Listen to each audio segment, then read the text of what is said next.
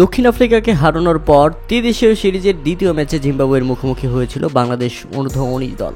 আর এদিন প্রথমে ব্যাটিং করতে নেমে নির্ধারিত 50 ওভারে 8 উইকেট হারিয়ে 274 রানের লক্ষ্য তাড় করায় বাংলাদেশের যুবারা। দলের হয়ে সর্বোচ্চ 63 বলে 82 রান আসে জাওয়াদ আবরারের ব্যাট থেকে। এছাড়া দ্বিতীয় সর্বোচ্চ মোহাম্মদ আবদুল্লাহর ব্যাট থেকে আসে 64 বলে 56 রানের দারুণ এক ইনিংস। আর যেভাবে ব্যাটিং করতে নামলে শুরুটা ভালো হলেও সুবিধা করতে পারেনি জিম্বাবুয়ে অনূর্ধ্ব-19 দল। 145 রানের মধ্যেই তারা হারায় 5 উইকেট এবং শেষ পর্যন্ত 183 রানেই অল আউট হয়ে যায় জিম্বাবুয়ে।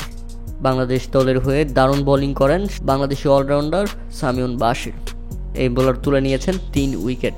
তাতে 183 রানের মধ্যেই জিম্বাবুয়ে অল আউট হয়ে যায় আর বাংলাদেশ 91 রানের বড় জয় তুলে নেয়। আর এই জয়ের মাধ্যমে পরপর 2 ম্যাচে জিতে পয়েন্ট টেবিলের শীর্ষে রয়েছে বাংলাদেশ।